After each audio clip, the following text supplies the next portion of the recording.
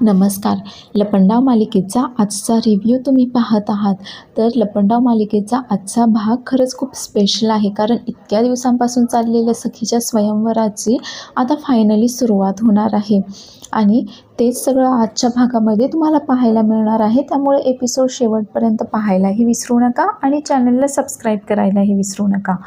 तर आता कान्हाला घरातनं हाकलून दिल्यानंतर हे जे गार्ड अंकल असतात ते त्याला बाहेर हुसकावून देत असतात, पण तो मात्र सांगत असतो की मला एकदा सरकारसोबत बोलू द्यात. आणि तेवढ्यातच तिथे हा परशुराम काका येतो आणि तो आता धमकावत असतो कान्हाला की अजून तू इथेच आहेस का, गेला नाहीस का वगैरे. तर तेवढ्यातच तिथे आता सरकारची एंट्री होते आणि सरकार येताच आता सर्वजण शांत बसतात. तर आता हा जो विक्रम असतो ज्याने परशुराम काकाशी डील केलेली असते तो आता या मीनाक्षी काकूसोबत बोलत असतो. तर मीनाक्षी काकू त्याला सांगत असते की अगदी बरोबर ओळखलत तुम्ही, मी सखीची काकू बोलते आणि काय आहे ती बातमी जी आली टी व्हीवर ती साफ खोटी आहे, असं काहीही झालेलं नाही. आमची कंपनी काही कर्जात वगैरे बुडालेली नाही आहे, त्यामुळे तुम्ही मात्र तुमचं नाव काही त्या स्वयंवरातून काढून घेऊ नका. तर या उर्मिला काकूने सुद्धा तिच्या बहिणीला फोन केलेला असतो आणि सांगत असते की कुठल्याशा अनिकेतने जो भाग घेतला आहे त्याला म्हणावं की तुझी एंट्री तशीच राहू दे, ती बातमी साफ खोटी आहे, असं काहीही झालेलं नाही आहे. तर आता ही सरकार जी असते ती इशाऱ्याने सर्वांना तिथून जायला सांगते आणि सर्वजण गेल्यानंतर ती कान्हाला बोलत असते की मी तुला सांगितलं होतं की मला असं डबल क्रॉस वगैरे करायचं नाहीस, पण तू काय केलंस, तू मात्र खाल्ल्या मिठाला काही जागला नाहीस वगैरे. तुझ्याच मोबाईलवरून ती बातमी पत्रकारांपर्यंत गेली आणि पाहिलंच ना की आमचं किती मोठं नुकसान झालं वगैरे, असं ती आता कान्हाला बोलत असते. तर कान्हा आता सरकारला सांगत असतो की तुम्ही एकदा माझं ऐकून घ्या, मी असं काहीही केलेलं नाही आहे. अहो खाल्ल्या मिठाला जागणारा माणूस आहे मी आणि असं कसं करेल मी तुमच्याबरोबर वगैरे. तो असं आता सरकारला पटवून देण्याचा प्रयत्न करत असतो. पण आता त्याच्या लक्षात येतं की माझ्या मोबाईलवरून बातमी गेली आहे, याचा अर्थ रात्री जेव्हा सखीने माझा मोबाईल घेतला होता, ती माझ्या मोबाईलमध्ये काहीतरी करत होती, तेव्हा नक्कीच ही बातमी सखीनेच मीडियापर्यंत पत्रकारांपर्यंत पोहोचवलेली दिसते आहे. आता त्याचं तोंड पाहून सरकार त्याला ओरडते की हे असं बिचारासारखं तोंड वगैरे अजिबातही करायचं नाहीस. मला गरिबीची आणि गरीब माणसांचा खूप जास्त तिटकारा आहे, त्यामुळे हे तुझं तोंड घेऊन लवकरात लवकर इथनं निघायचं. तुझी नोकरी गेलेली आहे आणि तुझं तोंडही परत दाखवायचं नाही वगैरे, असं ती सांगते. आणि त्या गार्ड अंकललाही सांगते की याला इथून बाहेर काढा आणि हा जर जात नसेल ना तर याला चांगल्या लाथाबुक्क्या घालून बाहेर काढून द्या म्हणून. आणि आता सरकारच्या हुकुमानुसार ते दोन गार्ड अंकल मात्र आता कान्हाची पिटाई करायला सुरुवात करतात. ते त्याला जोरात ढकलून देतात आणि मारायला सुरुवात करतात. तर सखी मात्र फार खुश होऊनच आता जिना उतरत तिथे खाली हॉलमध्ये येते आणि हॉलमध्ये सर्वच जण आधीपासूनच उपस्थित असतात. तर ती सरकारसमोर येतात. सरकारला बोलते की सरकार काय झालं, बातमी पाहिली मी ती, काय तर म्हणे कामत इंडस्ट्रीजमध्ये फार गोंधळ उडालेला आहे सकाळपासून त्या बातमीमुळे. खरं ऐकलंय का मी? आणि त्याचमुळे आता स्वयंवरासाठी एंट्रीजसुद्धा आलेल्या नाही आहेत, हे सुद्धा कळालं आहे मला. आणि ती त्या शीनाला, म्हणजे जी मुलगी अपॉइंट केलेली असते सरकारने हे सगळं स्वयंवराचं काम पाहण्यासाठी, तिला विचारते की अगं 5च मिनिट बाकी आहेत, किती एंट्रीज आल्या आहेत सांग बरं मला. तर ती शीना सांगते की आधीच खूप एंट्रीज आल्या होत्या, पण सगळ्यांनी मात्र त्या एंट्रीज काढून घेतल्या आणि आता फक्त 4च एंट्रीज शिल्लक आहेत. आता मात्र सखी खरंच खूप खुश झालेली असते, कारण सर्व काही तिच्या प्लॅनिंगनुसार होत असतं. पण तरीही सर्वांसमोर ती मात्र असं दुःखात असल्याचं नाटक करून बोलते की काय सरकार, मी हे काय ऐकते की सर्वांनी एंट्रीज काढून घेतल्या आणि फक्त 4 एंट्रीज बाकी आहेत. मी तर म्हणते की आता कसं करणार ना 4 लोकांमध्ये हे स्वयंवर. त्यापेक्षा आपण हे स्वयंवर काय, हे लग्नाचा प्लॅनच ड्रॉप करून टाकू. हे लग्नच नको आहे करायला आणि हे स्वयंवर तर नकोच नको आहे. आता मात्र सरकार चिडते व बोलते की 4 एंट्रीज तर आहेत ना, म्हणजे स्वयंवर होऊ शकतं की नाही शीना. आणि ती शीनाही सांगते की हो, स्वयंवर तर होणार. आता सरकारही सांगते की हो, स्वयंवर तर होणारच आहे. जास्त लोक नसले म्हणून काय झालं. आता मात्र सखी मात्र या सरकारला चिडवून देत असते, पण तुम्ही तर म्हटला होतात की हजारोने लाखोने एंट्रीज येतील आणि हे काय, कामत ग्रुप ऑफ इंडस्ट्रीजच्या एकुलत्या एका वारसाच्या स्वयंवरासाठी फक्त 4च एंट्री. हे कसं झालं बरं. आणि ही खोटी बातमी वगैरे हे सगळं मी काय ऐकते, किती जास्त गोंधळ उडाला आहे ना त्या बातमीमुळे वगैरे. आता खरं तर सखीला असंच वाटत असतं की तिचा प्लॅन सक्सेसफुल झाला आहे आणि त्यामुळे ती असं काहीसं आता सरकारसमोर बडबडत असते. पण सरकारही तिला इंगा दाखवत बोलते की काहीही झालं असलं तर 4 एंट्रीज तर आहेत आणि स्वयंवर तर होणारच आहे म्हणून. त्यामुळे ही शीना पण खुश असते आणि तेवढ्यातच तिथे ती सर्व काही जे 4 लोक आलेले असतात स्वयंवरासाठी त्या सर्वांचे नावं ती आता सरकारला वाचून दाखवते की कोण 4 लोक आहेत. आता त्यामध्ये सगळ्यात आधी नाव जे असतं ते विक्रांत देसाईचं असतं. म्हणजे हाच तो टेक्स्टाईल कंपनीचा मालक असतो की ज्याने सरकारला धमकावलेलं असतं की विकीचा चाम वगैरे कधी कमी होत नाही आणि या स्वयंवरामध्ये भाग घेतल्यानंतर मी ते स्वयंवर जिंकणार वगैरे असं. त्यामुळे आता त्याचं नाव ऐकल्यानंतर खरं तर सरकारही थोडीशी चिडलेलीच असते. आता सखी मात्र फार खुश असते आणि शेवटची एक एंट्रीही तेवढ्यात तिथे होते. तर सखी आता सरकारला बोलत असते फक्त 4च एंट्रीज आणि शेवटचा 1च मिनिट शिल्लक राहिला आहे. तर आता सखी बोलते की आता या शेवटचा 1 मिनिट मात्र मी मोजणार आहे आणि ती आता काउंटिंग करायला सुरुवात करते, म्हणजेच मोजायला सुरुवात करते की 10, 9 वगैरे असं तिचं काउंटिंग सुरू असतं. तर इकडे कान्हा आता त्या गार्ड अंकलला वगैरे समजावण्याचा प्रयत्न करत असतो की अहो काहीतरी गैरसमज झाला आहे, मला एकदा तरी सरकारसोबत बोलू द्यात, त्यांना माझं म्हणणं काय आहे ते तरी मांडू द्यात मला त्यांच्यासमोर वगैरे. तर हे गार्ड अंकल मात्र त्याचं काही ऐकून घेत नाही आणि ते मात्र त्यांच्याकडे असलेल्या काठीने कान्हाला बेदम मारहाण करत असतात आणि तेवढ्यातच त्याच्या काहीतरी लक्षात येतं वाटतं आणि तो ते स्वयंवराची एंट्री वगैरे करणार असतो आता. तर इकडे सखी मात्र खुश असते की शेवटचा 1च मिनिट शिल्लक असतो आणि ती मोजत असते 10, 9, 8 वगैरे असं तिचं मोजायचं काम चालू असतं. आणि तेवढ्यातच त्या शीनाकडे अजून एक एंट्री येते आणि तिचा जो सहकारी असतो तो तिला सांगतो की मॅडम अजून एक एंट्री आली आहे. आता ही शीना ही सरकारला सांगते की सरकार अजून एक एंट्री झाली आहे, म्हणजे शेवटचा 1च सेकंद बाकी असताना ही एंट्री आली आहे. आता मात्र सरकार हे ऐकून खुश होते. तर सखीचा चेहरा मात्र पडतो. आता सखी विचारात पडते की कोण आहे, कोणाची नवीन एंट्री झालेली आहे आता स्वयंवरामध्ये. आणि तेवढ्यातच दारामध्ये कान्हा आलेला असतो आणि तो हात वर करूनच बोलतो की मी आहे ती नवीन एंट्री, मी स्वयंवरामध्ये भाग घेतलेला आहे. आता कान्हाला तिथे पाहिल्यानंतर खरं तर सखी आणि घरातील सर्वच जण फार गोंधळून गेलेले असतात. सखीला मात्र टेन्शन आलेलं असतं आणि खरं तर कान्हाचा अवतार, कान्हा एकदम असा रक्तबंबाळ झालेला असतो आणि जखमी अवस्थेमध्ये असतो. त्याचा हा अवतार पाहून सखीच्या सर्व काही लक्षात येतं आणि तिला खरं तर त्याच्याबद्दल वाईटही वाटत असतं. तर कान्हा तिथे आत घरात येतो आणि सांगतो का मी आहे ती नवीन एंट्री, मी स्वयंवरामध्ये भाग घेतलेला आहे आणि तेही अगदी वेळेमध्ये मी एंट्री केलेली आहे. त्यामुळे मी आता स्वयंवराचा ऑफिशियल स्पर्धक आहे आणि कुणीही मला आता या स्वयंवरामधनं बाहेर काढू शकत नाही. त्याचं असं बोलणं सुरू असतानाच आता परशुराम काका त्याची कॉलर पकडतो व बोलतो, तू अजून इथेच आहेस का, म्हणजे इतका मार खाऊनही तुला अक्कल नाही आली. अरे निर्लज्ज तर तू आहेसच, पण तू गद्दारसुद्धा आहेस. ज्या थाळीत खाल्लंस त्याच्यातच छेद केलास वगैरे असं काहीसं तो आता परशुराम काका बोलत असतो. आता हे सगळं ऐकल्यानंतर मात्र सखीला खरोखरच कान्हाबद्दल फार वाईट वाटत असतं. आता हा परशुराम काका एवढ्यावरच थांबत नाही, तर तो आता कान्हाला धमकावतही असतो.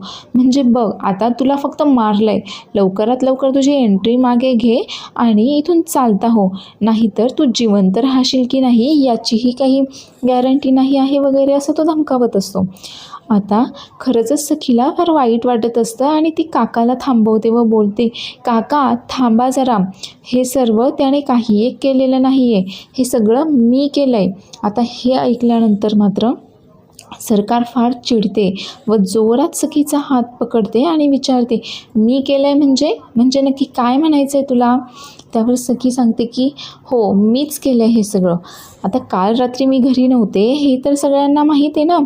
मग कान्हालाच मी आईस्क्रीम आणायला पाठवलं आणि त्या बहाण्याने मी त्याचा फोन घेतला आणि त्याच्या फोनवरनं मीच मेसेज केला मीडियाला. यामध्ये कान्हाची काही एक चूक नाही. त्याला तर हे सगळं माहीतही नव्हतं. आता मात्र सखीने स्वतःच्याच तोंडाने कबूल केले म्हटल्यावर कान्हाही चकित झालेला असतो आणि घरातील सर्वच जण गोंधळलेले असतात की काय, हिने स्वतःच्या कंपनीबद्दल एवढी मोठी खोटी बातमी वगैरे का पसरवली असेल. आता ह्या दोन काका वगैरे सरकार खरंच फार चिडलेले असतात आणि आश्चर्यचकितही झालेली असतात, कारण सखीचं काय चाललं आहे हेच त्यांना कळत नसतं. आता मात्र सरकार तिला ओरडते की हे तू काय केलं आहेस, तुला कळतं आहेस का की तुझ्यामुळे किती मोठं नुकसान झालं आहे. तुला जर स्वतःचं हित कळत नसेल तर ते नको करून घेऊस, पण तुझ्यामुळे जर या बिझनेसचं आणि या घराचं जर काही नुकसान होणार असेल ना, तर ते मात्र मी अजिबातही सहन करणार नाही वगैरे. त्यावर आता सखी तिला ओरडते व बोलते की हो, तुझं बरोबर आहे की जर लोकांना कळालं की मीच हे सगळं केलं आहे तर लोक तोंडात शेण घालतील, पण लोकांना जर हे कळालं आहे की तुम्ही सत्य जाणून न घेता तुमच्या ड्रायव्हरला इतकी बेदम मारहाण केली आहे, त्याच्याशी तुम्ही इतके वाईट वागला आहात, हे लोकांना कळाल्यानंतरही ते काय बोलतील याचाही जरा विचार कर. आणि आता ती कान्हाकडे येते व कान्हाची माफी मागत असते व त्याला बोलते की माफ कर कान्हा, मला खरंच माहीत नव्हतं की हे लोक तुझ्याशी असंही वागतील किंवा तुला इतकी मारहाण वगैरे करतील. मला तर वाटलं होतं फार तर फार फक्त तुला घरातून बाहेर काढतील वगैरे. त्यावर कान्हा बोलतो की हो, बरं झालं तुम्ही हे स्वतःच्याच तोंडाने कबूल केलं म्हणून, मला तर हे माहीत होतं. आता सरकारही चिडते व कान्हाला विचारते की काय, तुला हे सगळं माहीत होतं आणि तरीसुद्धा तू तोंड उघडलं नाहीस. तर आता सखीही गोंधळात पडते व तिलाही आश्चर्य वाटतं की माझा सगळा डाव कान्हाला कळूनसुद्धा तो गप्पा राहिला. आता परत एकदा हा परशुराम काका त्याची कॉलर पकडतो व बोलतो की काय माहीत होतं, मग तुला सांगायला काय झालं होतं, इतका वेळात तोंड उघडायला काय झालं होतं बरं. आता सखी परत एकदा तिच्या काकाला शांत करते व कान्हाशी बोलत होते, कान्हा खरंच चुकलं माझं, तुला राग नाही आला आहे का, किंवा माझा राग येत नाही आहे का की तू माझ्यावर विश्वास ठेवलास आणि मी मात्र तुझ्याशी असं वागले, मी तुझा वापर करून घेतला वगैरे. त्यावर कान्हा आता सरकारकडे पाहत बोलतो की त्याचं काय आहे ना, समोरचा माणूस आपल्याशी जसा वागतोय तसंच जर आपण त्याच्यासोबत वागलो तर त्या माणसामध्ये आणि आपल्यामध्ये फरक तो काय राहिला. म्हणूनच मी काही सांगितलं नाही, माझा वेगळेपणा मला जपायचा होता वगैरे असं तो काहीच सांगत असतो. पण आता मात्र त्याला दुखायला लागतं. तर हे सखीच्या लक्षात येतात ती लगेच त्यांच्या एका नोकराला फर्स्ट एड बॉक्स आणायला सांगते. तर कान्हा सांगतो की त्याची काही गरज नाही आहे, आधी तुम्ही स्वतःच जखमा करता आणि नंतर स्वतःच त्याच्यावर मलम लावता वगैरे असं काहीसं तो बोलत असतो. आणि तो सरकारला आता बोलतो की फक्त स्वयंवराची तारीख आणि वेळ मात्र मला कळवा की जेणेकरून मी स्वयंवरावर वेळेवर उपस्थित राहीन.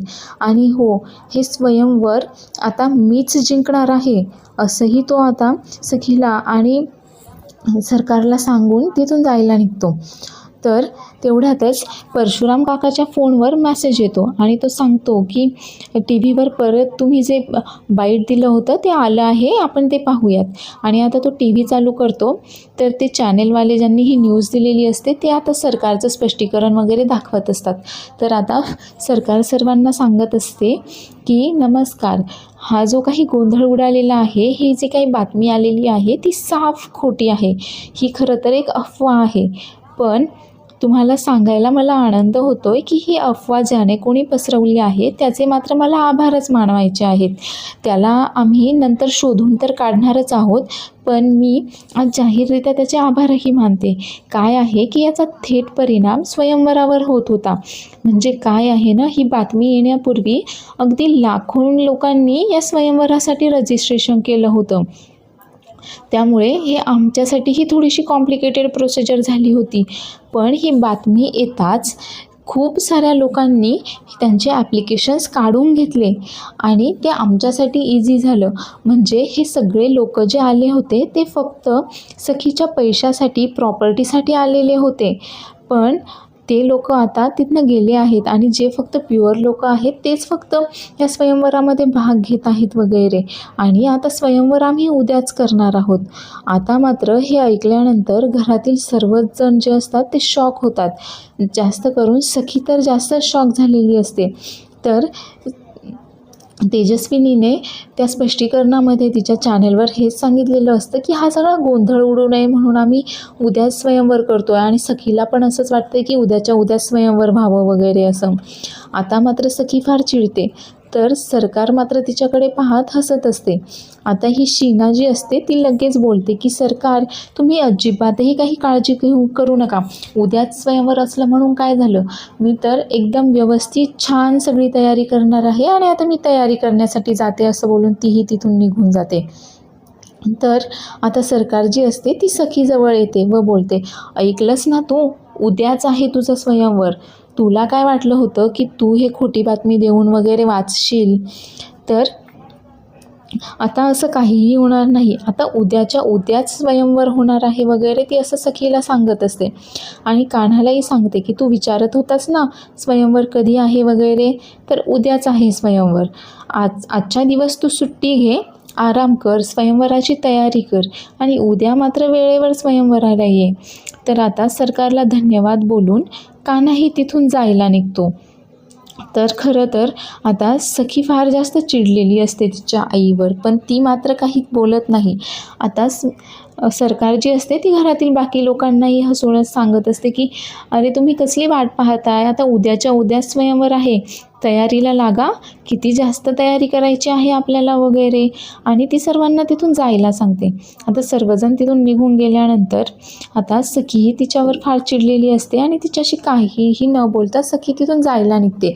तर तेवढ्याच सरकार तिला अडवते आणि बोलते की काय आहे ना, टिकटिक टिकटिक सुरू, टिकटिक एक, फक्त आणि फक्त एकच दिवस उरला आहे आता तुझ्याकडे स्वयंवराची तयारी करायला. त्यामुळे लक्षात ठेव, स्वयंवर तर तुझं उद्याच होणार आहे असं तिला धमकावून, खरं तर ही सरकार तिला धमकावतच असते. आता यानंतर सखी मात्र तिच्या रूममध्ये निघून जाते. तर सरकार स्वतःशीच विचार करत असते, सखी तू कितीही हुशार असलीस, तू कितीही डावपेच केलेस तरी जिंकणार मात्र मीच आहे. तर आता कान्हा इकडे त्याच्या घरी पोहोचलेला असतो आणि त्याचा मित्र जो असतो तो त्याला औषध वगैरे लावून देत असतो. मात्र कान्हाला फार दुखत असतं. त्यावर तो मित्र बोलतो की तुला तर इतकं दुखतं आहे आणि तू उद्या स्वयंवरामध्ये कसा भाग घेणार आहेस. त्यावर कान्हा बोलतो की तुला काय जातं आहे, ते गार्ड माहिती आहे का कशा काठीने मारत होते मला, तिथे पाहायला तू हवा होतास वगैरे. त्यावर आणि तो पुढेही बोलतो की अरे ती सखी पण साधी नाही आहे, तीसुद्धा तिच्या आईसारखीच आहे. तुला माहिती आहे ना तिची आई किती बेगडी आहे आणि ही सुद्धा तिच्या आईसारखीच आहे. म्हणजे काय आहे, घरात सर्वजण लोक तिला जितका त्रास देतात ना, त्यामुळे तिने थोडासा त्रास मला दिला तर काही हरकत नाही म्हणायला वगैरे असं बोलत असतो. तर त्याचा मित्र किरण तो त्याला सांगतो की अरे ते सगळं ठीक आहे, म्हणजे तिच्यामुळे तुला एवढा त्रास झाला आणि अजून तू तिचीच बाजू घेतो आहेस का, आणि तू त्या स्वयंवरामध्ये कशाला भाग घेतला आहेस. मी तर म्हणतो त्या स्वयंवरामधून तू तुझा नाव काढून घे, अजूनही वेळ गेलेली नाही आहे. अरे काय करणार आहेस तू स्वयंवरामध्ये भाग घेऊन वगैरे, तसंही तुमचं दोघांचं नाव जोडलं जाईल. सखी कान्हा, पण तिला तुझ्या भूतकाळाबद्दल कळालं तर. त्यावर कान्हा सांगतो की हो, भूतकाळाबद्दल तर कळेलच, पण मी मात्र तिला या सगळ्यामध्ये अडकू वगैरे देणार नाही आहे. तर सखी तिच्या रूममध्ये एकटीच बुद्धिबळाचा पट मांडून बसलेली असते आणि तेवढ्यातच तेथे सरकार येते व तिला बोलते की कान्हाचा वापर तर तू छान प्यादा म्हणून केलास, पण बघ ना राजा मात्र राजा बनून मात्र मीच सर्वांना चेकमेट केलं वगैरे असं बोलणं सुरू असतं. आता पुढील भागामध्ये आपण पाहणार आहोत की स्वयंवराची जय्यत तयारी सुरू झालेली असते. ते 5ही उमेदवार जे असतात ते एकदम नटून थटून त्यांच्या फॅमिलीला घेऊन आता या स्वयंवरामध्ये आलेले असतात. तर आता त्यांचा पहिला टास्क सुरू होणार असतो. तर तेवढ्यातच तिथे स्क्रीनवर सखी दिसत असते आणि ती सर्वांना सांगत असते की या स्वयंवराचा तुमचा पहिला टास्क आहे की तुम्ही 2 तासाच्या आत मला शोधून दाखवायचं आहे आणि यासाठी मी तुम्हाला काही क्लू पण दिलेले आहेत की मला कसं शोधायचं, मी कुठे आहे वगैरे. आता पाहूयात की हा क्लू कोणाला ओळखता येतोय आणि कोण माझ्यापर्यंत पोहोचतोय वगैरे. तर आता या सगळ्या उमेदवारांमध्ये तेच सुरू असतं की कुठे गेली असेल ही सखी, कसं शोधायचं आता हिला. तर या कानाला काहीतरी लक्षात येतं, काहीतरी समजतं. त्याच्याकडे एक कॉईन असतो आणि त्याच्यावर ते लिहिलेलं असतं काहीतरी. तर ते वाचल्यानंतर तो त्याच्या मित्राला फोन करून सांगतो की क्लू मिळाला आहे, सखी कुठे आहे.